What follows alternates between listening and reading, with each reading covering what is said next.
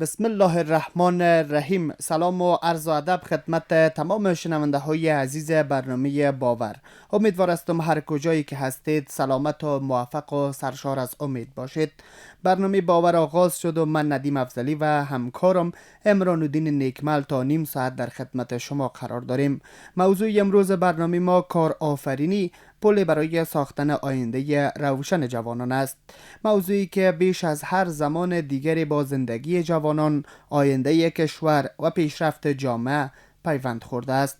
ما همواره تلاش کرده ایم تا موضوعاتی را بحث بکنیم و بر شما انتخاب بکنیم که برای پیشرفت جوانان کمک کند.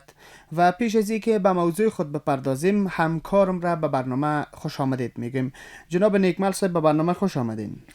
بسم الله الرحمن الرحیم. مننه افضلی صاحب. محترم اوریدونکو، لکه څنګه چې افضلی صاحب محترم یادونه وکړه، د باور خبرونه پیل شو.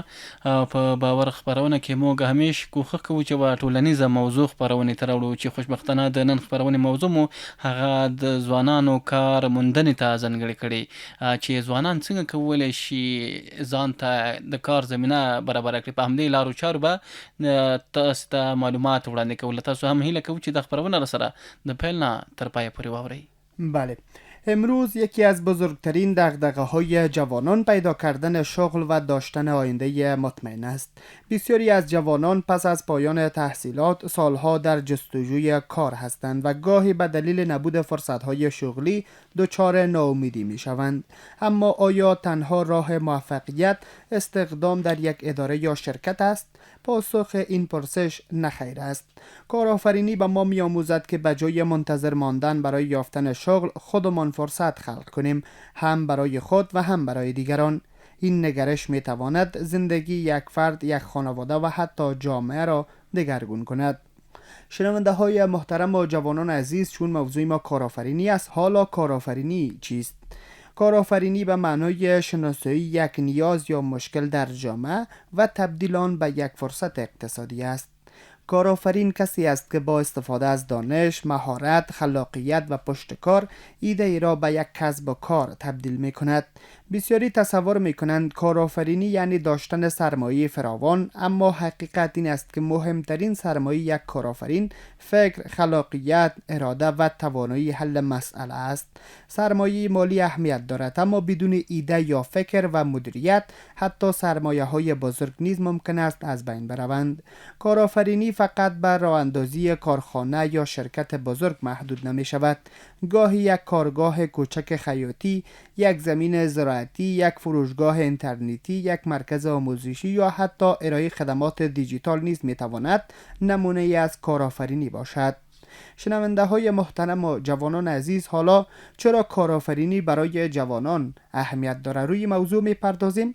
جوانی دوران انرژی، انگیزه و یادگیری است. اگر این انرژی در مسیر درست هدایت شود، نتایج بزرگی به همراه خواهد داشت. نخستین اهمیت کارآفرینی ایجاد اشتغال است. وقتی یک جوان کسب و کار خود را راه اندازی می کند، تنها برای خودش درآمد ایجاد نمی کند، بلکه ممکن است چندین نفر دیگر نیز در همان مجموعه مشغول کار شوند. دومین اهمیت استقلال مالی است.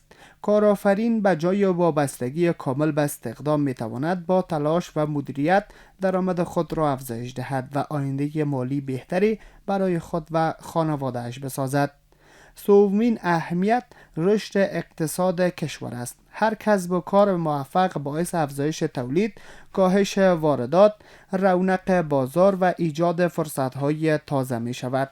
هرچه تعداد کارآفرینان بیشتر باشد، اقتصاد کشور نیز پویاتر خواهد شد. چهارمین اهمیت افزایش اعتماد به نفس است. کارآفرین در مسیر فعالیت خود تصمیم گیری، مسئولیت پذیری، مدیریت بحران و حل مسئله را می‌آموزد و همین مهارت‌ها او را به فرد توانمندتر تبدیل می‌کند. ویژگی‌های یک کارآفرین موفق چیست؟ یکی از مهمترین ویژگی‌های کارآفرین داشتن هدف روشن است. کسی که هدف مشخصی دارد با انگیزه بیشتری تلاش می‌کند و در برابر مشکلات زود تسلیم نمی‌شود. ویژگی دیگر خلاقیت است. کارآفرین همیشه به دنبال راه‌های تازه برای حل مشکلات و ارائه خدمات بهتر است. پشت کار نیز نقش بسیار مهمی دارد. تقریبا هیچ کارآفرین موفقی وجود ندارد که در مسیر خود با شکست روبرو نشده باشد. تفاوت افراد موفق با دیگران در این است که از شکست درس میگیرند و دوباره تلاش میکنند. مدیریت زمان، یادگیری مداوم، صداقت، مسئولیت پذیری و توانایی برقرار ارتباط با دیگران نیز از ویژگی‌های مهم دیگر یک کارآفرین است. چگونه کارآفرین شویم؟ حالا که ما موارد کارآفرین خواندیم، ویژگی‌هایش دانستیم و کارآفرین همچنان فهمیدیم چی است، چگونه ما میتونیم حالا کارآفرین شویم؟ برای آغاز مسیر کارآفرینی لازم نیست همه چیز کامل باشد. بهتر است از امکانات موجود شروع کنیم. نخست مهارتی را که به آن علاقه داریم یاد بگیریم، مانند طراحی، برنامه‌نویسی، زراعت، صنایع دستی، خیاطی یا تولید محتوا. دوم، نیازهای جامعه را شناسایی کنیم. هر جا مشکل وجود داشته باشد می تواند فرصتی برای ایجاد یک کسب و کار باشد. سوم، با برنامه ریزی و سرمایه هرچند اندک کار خود را آغاز کنیم و به تدریج آن را توسعه دهیم. چهارم، از تجربه افراد موفق استفاده کنیم، کتاب بخوانیم و در دوره‌های آموزش شرکت کنیم و همیشه آماده یادگیری باشیم.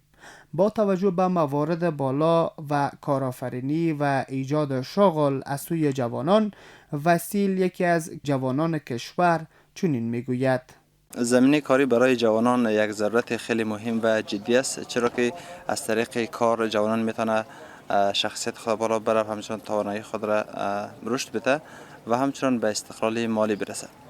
و ای که زمینه کاری چگونه بر یک جوان فراهم میشه، یکی کاریابی داریم، یکی کارآفرینی. میتونه جوان از طریق کاریابی هم صاحب شغل و صاحب عایدات شود و همچنان از طریق کارآفرینی. اگر زمینه کاریابی برش فراهم نشد، میتونه که جوان ها از طریق های مختلف خودش برشان کار ایجاد بکنن، شغل ایجاد بکنن. و این کاریابی و کارآفرینی مستلزم بعضی از موارد است، از جمله داشتن دانش مسلکی. در یک از رشته ها دانش مسلکی داشته باشن، مثلا در بخش طبابت، در بخش گرافیک، در بخش ترمیم موبایل و امثالهم. دیگه کسب مهارت های مرتبط است. در هر رشته، در هر بخشی که علاقه داره، جوان باید مهارت های مرتبط به او بخش را کسب بکنه که مهارت ها میشه از طریق تحقیق و کسب معلومات و همچنان از طریق تجربه کاری و یک دوره کارآموزی میتونه که به دست بیاید. و همچنان جوانان باید هدف گذاری داشته باشند و یک پلان کاری منظم برای زندگی خود تهیه بکنند تا از طریق از پلان بتونن به هدفی که مشخص کردن برسند. زمینه های کاری در عصر حاضر بر علاوه زمینه کاری حضوری که در دفاتر، کارگاه ها و فروشگاه ها برای جوانا زمینه کاری فراهم است، همچنان از طریق کار آنلاین هم میتونه جوانا صاحب شغل و صاحب عایدات شود که با کار آنلاین یا اینترنتی با استفاده از اینترنت، کامپیوتر و موبایل میتونن که یک زمینه کاری خوبی بر خود فراهم کنند. و کاریابی و کارآفرینی مستلزم مهارت ها و دانش مسلکی است که قبلا یادآوری کردیم و همچنان باید یادآوری کنیم که ناامیدی برای جوان خیلی خطرناک است. امید سرچشمه زندگی است و زندگی با امید یعنی به پیش میره. اگر جوانی بیکار است و از این بیکاری ناامید میشه و زندگی امیدوار نیست، این شدیداً خطرناک است و ناامید نباشن. زمینه کاری جوانان میتونه زمینه کاری رو بر خود فراهم بکنه. حتی جوانان میتونه از صفر شروع کنه بدون هیچ سرمایه در بازار برای و زمینه های کاری است که حتی هیچ سرمایه ضرورت نداره. اوریدونکو بیا هم ستړي مشي د باور خپرونه ده. د خپل کاروبار د پیل او پراختیا لپاره تر ټولو مهم بنسټ اوریدونکو مهارت او تجربه ده. ډیری خلک فکر کوي چې د یو کاروبار د پیل لپاره باید لومړی ډیره پانګه ولري، خو تجربو ښودلي چې له مهارت پرته پانګه د تلپاتې بریا ضمانت هم نشي کولی.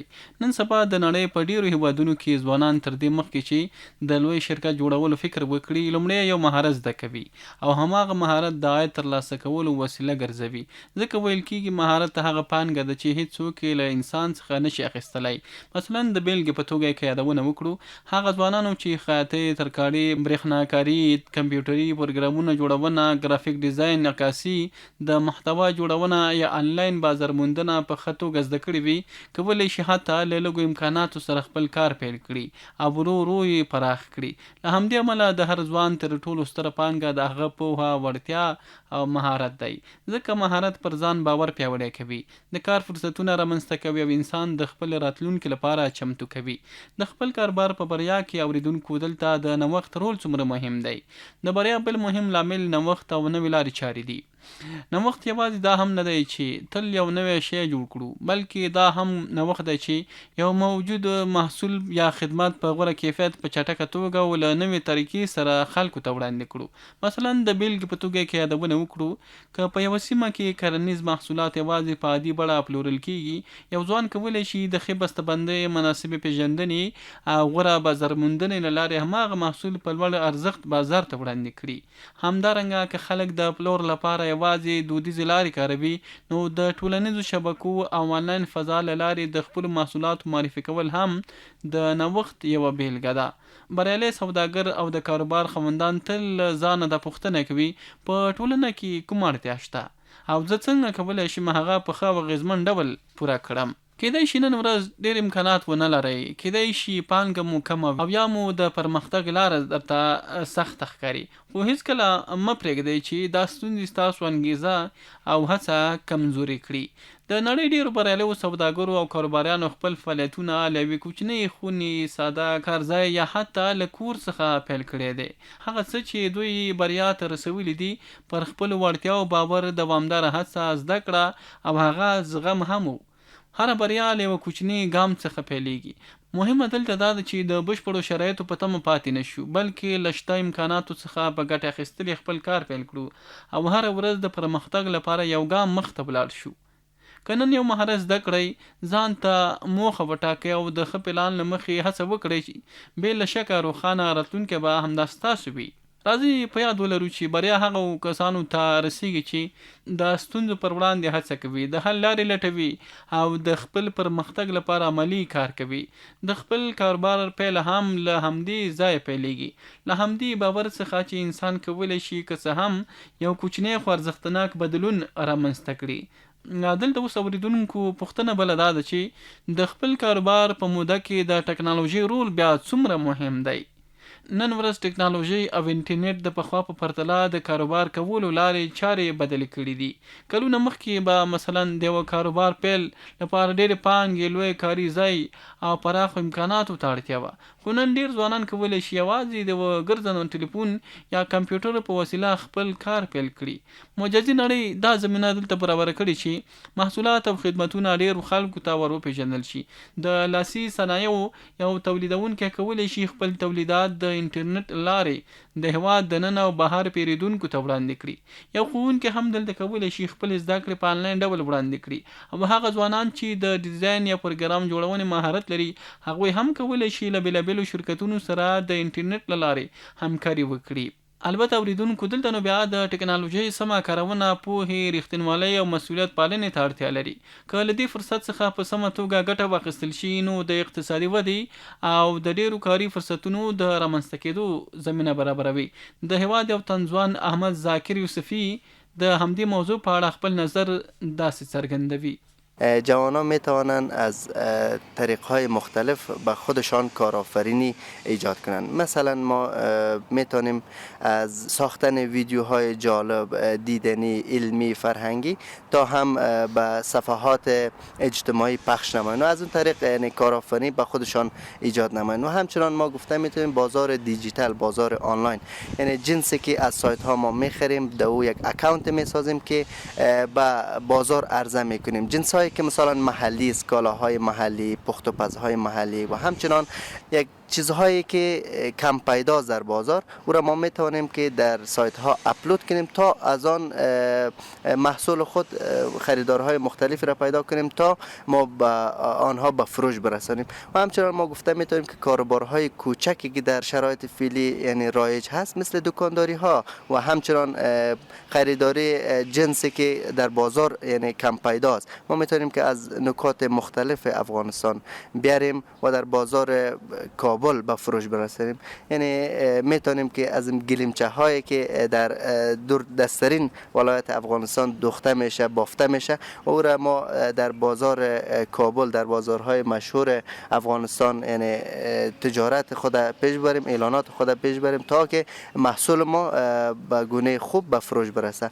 همچنان گفته میتونیم که جوانا در شرایط فعلی رو به کارآفرینی به تجارت کوچک باید اینا دل باخته باشند، چون که روز به روز یعنی مترقی شده روان است. جوانا باید فکر و اندیشه خود رو به انکشاف بده تا که تجارت کوچک یعنی هر چیز قدم به قدم شروع میشه. باید از تجارت های کوچک شروع کنن تا به نقطه به قله های بزرگ برسن تا تجارت بین المللی تجار بین المللی شود. دوباره خوش آمدین شنونده های محترم. خوب برنامه باور ادامه داره و موضوع امروز ما کارآفرینی پلی برای ساختن آینده روشن جوانان است. در این مورد می‌پردازیم به این که اشتباهات رایج در آغاز کارآفرینی چی است. این بسیار مهم است که جوانان باید این را بدانند. بسیاری از جوانان در ابتدای مسیر اشتباهات مرتکب می‌شوند که قابل پیشگیری است. یکی از این اشتباهات عجله برای رسیدن به موفقیت است. برخی انتظار دارند در مدت کوتاهی به درآمد زیاد برسند، در حالی که هر کسب و کار برای رشد به زمان، صبر و تلاش نیاز دارد. اشتباه دیگر نداشتن برنامه ریزی است. کارآفرینی بدون هدف و برنامه مانند حرکت در جاده ناشناخته بدون نقشه است. هر کارآفرین باید بداند که چه هدفی دارد، مشتریان او چه کسانی هستند و چگونه میتواند خدمات یا محصولات خود را بهتر ارائه کند. همچنین برخی افراد از ترس شکست هیچ گاهی قدم اول را برنمی دارند، در حالی که شکست بخشی از مسیر یادگیری است. بسیاری از افراد موفق پیش از رسیدن به موفقیت بارها شکست را تجربه کردند، اما از هر شکست درسی آموخته و با تجربه بیشتر دوباره آغاز کردند. توصیه های برای جوانان علاقمند به کارآفرینی. اگر شما نیز به کارآفرینی علاقه دارید، این چند توصیه را همواره به خاطر بسپارید. نخست، مطالعه را فراموش نکنید. کتاب‌ها و تجربه‌های افراد موفق می‌توانند راهنمایی ارزشمندی برای شما باشند. دوم، مهارت‌های ارتباطی خود را تقویت کنید. توانایی گفتگو، همکاری و جلب اعتماد دیگران از عوامل مهم موفقیت در هر کسب و کار است. سوم، کیفیت را فدای سود کوتاه مدت نکنید. مشتری زمانی دوباره به شما مراجعه می کند که از کیفیت کار و صداقت شما رضایت داشته باشد. چهارم، همواره آماده یادگیری باشید. دنیا هر روز در حال تغییر است و کسانی موفق تر هستند که خود را با این تغییرات هماهنگ می سازند. و پنجم، از کارهای کوچک خجالت نکشید. بسیاری از کسب و کارهای بزرگ امروز روزی با امکانات بسیار اندک و از یک فعالیت کوچک آغاز شدند. با توجه به موارد بالا و همچنان از دیدگاه دین مبین اسلام، مولوی احسان الله کاشفی در مورد کارآفرینی چنین میگوید: اعوذ بالله من الشیطان الرجیم، بسم الله الرحمن الرحیم. میبینیم که الحمدلله در وطن ما بعضی تجارهای هستند، بعضی سرمایه‌دارانی هستند، الحمدلله تلاش میکنن، زحمت میکشن تا یک شغلی مناسب و زیبا برای جوانان عزیز در نظر گرفته باشه. این برادرانی که در رأس قرار دارن و اینها کار آفرینی میکنن یا همان برای جوانان عزیز مصروفیت ها و مشاغلی را در نظر میگیرن، اینها در اسلام عزیز هم جایگاه خیلی بالا دارن. در اینجا میتونیم که چندین نکته را بیان بکنیم. یکی، کار آفرین فقط درآمد ایجاد نمی کند، بلکه امید می آفریند. جوانها را دوباره یک امیدی تازه، یک امید برای زندگی، یک امید برای لبخند و آینده بهتر و خوبتر برشان در نظر می گیرد. هر شغلی که ایجاد می شود ممکن است زندگی یک خانواده را از فقر به عزت تبدیل بکنه. می بینیم که الحمدلله یک جوانی ما یک وظیفه مناسب یا یک دفتری مناسب یا یک شغل مناسب پیدا میکنه، با افتخار و با لبخند به سوی خانوادهش میره، با خانواده تعریف میکنه الحمدلله امروز امتحانی ما خیلی زیبا سپری شد، الحمدلله مدیر بود یا رئیسی بود، آمیر بود، کسی که بود بسیار با یک تشویق زیبا ما را گفتن هفته بعدی، روزی بعدی به کار خود آغاز بکن و بیا به دفتر و به شرکت بیا. یعنی میبینیم که واقعا یک روح دیگر و یک چهره دیگری برای جوانان عزیز در نظر گرفته میشه. نکته دیگر بهترین صدقه هست، یعنی توانمند کردن مردم. این یکی از زیبایی هایی هست که پیغمبر اکرم صلی الله علیه و سلم بیان میکند که کسی در دنیا مشکلی کسی را که رفع بکنه، خداوند مشکلات دنیا و آخرت او را حل میکنه. اینجا واقعا کسانی کار آفرینی میکنن و برای جوانان عزیز مصروفیت ها در نظر میگیرن، اینها واقعا کسانی هستند که کوشش میکنن تا برای جوانان عزیز عزت نصیب بشه. الله متعال اینا را عزتمند میگردانه. نکته دیگر کار آفرینی موتور توسعه جامعه هست. هر کارخانه، مزرعه، کارگاه یا شرکت موفق ده ها یا صدها فرصت شغلی ایجاد میکند و اقتصاد را رونق میدهد. یعنی واقعا میبینیم که شرکت هایی که هست و آغاز به کار میکنن، صدها جوان مصروف کار و مشغول میشن، صدها جوان میبینیم که از آن رنگ زردی و پریشانی و دستی گدایی دراز کردن آنها خلاص میکنن، خدا نجات میتن. پس اینجا ما میتونیم بیان بکنیم کسایی که کار آفرینی میکنن اینها یکی از بهترین و زیباترین و یکی از مهمترین افراد در جامعه هستند که میتوانند که جامعه را به آبادی، به امنیت، به صلح، به برادری، به اخوت حرکت بدن و سوق بدن. حتی میبینیم که آن جوانی که در فکر این هست که چگونه من بتانم یک درآمدی منظمتر داشته باشم، او جوان در این فکر است که چگونه ما از یک پیسه‌دار را گیر بکنم که جیب او را مثلا ببرم یا دزدی بکنم خدای ناکرده یا کدام موضوع دیگر. وقتی که دوستای ما که کار آفرین هستن اینها اشتغال زایی میکنن برای جوانان عزیز، جوان به این فکر است که الحمدلله من میتونم که از یک راه حلال یک درآمدی درست به دست بیاورم و مشکلات خود با عزت برطرف بکنم. الحمدلله با پیش خانواده کم نمیایم، دیگر رنگم زرد نیست، دیگر از پدر و مادر یا از قوم خویش پیسه جمع نمیکنم یا پیسه نمیگیرم، گدایی و سوال نمیکنم. یعنی اینها مطالب و موضوعاتی هستند که ما میتونیم که برای این برادران در نظر بگیریم که الحمدلله این خیلی نکته زیبا هست که امروز ما مشاهده میکنیم. دولت ما و شما، حکومت ما و شما با سرکسازی هایی که هست، بخش شاروالی محترم ما یا بخش پروژه های برقی یا چیزهای دیگری که هست، الحمدلله میبینیم خیلی جوانان ما رو به کار آوردن و شروع به کار کردن و الحمدلله میبینیم خیلی جوانان ما یک سرنوشتی منظم، یک سرنوشتی مشخصی را برای خود در نظر گرفتن. اوریدونکو بیا هم ستړي مشي د باور خبرونه ده، په همدې سره د خبرونې وروستیو شیبو ته ورسېدو چې د نن ورځې خبرونې موضوع مو ځان ته د کار پیدا کولو لارو چارو ته ځانګړې کړې وه. نو راتلونکي هغه کسان جوړوي چې پر خپلو وړتیاو باور لري، له زده کړو ویره نه کوي او د ستونزو پر وړاندې نه تسلیمیږي. د خپل کاروبار پیل او نوښت د عاید ترلاسه کولو ترڅنګ ټولنې ته د خدمات، د هیلو پوره کولو، د بیکارۍ کمولو او د یوه ښه راتلونکي لپاره ارزښتناک فرصت دی. که هر ځوان د هڅې، پوهې او زحمت له لارې وکولی شي که څه هم یو کوچنی کاري فرصت رامنځته کړي، نو د خپلې کورنۍ، ټولنې او د هیواد پرمختګ په لاره کې به مهم ګام پورته کړی وي. راځئ اورېدونکو له نن ورځې څخه د خپل راتلونکي د ښه کولو لپاره هڅه پیل کړو، ځکه راتلونکی زموږ د نننیو هڅو او پریکړو له لارې جوړیږي. ځکه روښانه راتلونکی هغو کسانو ته په برخه کېږي چې په باور، پوهې او ټینګې ارادې سره خپل اوسنی حالات د پرمختګ پر لور بدلوي.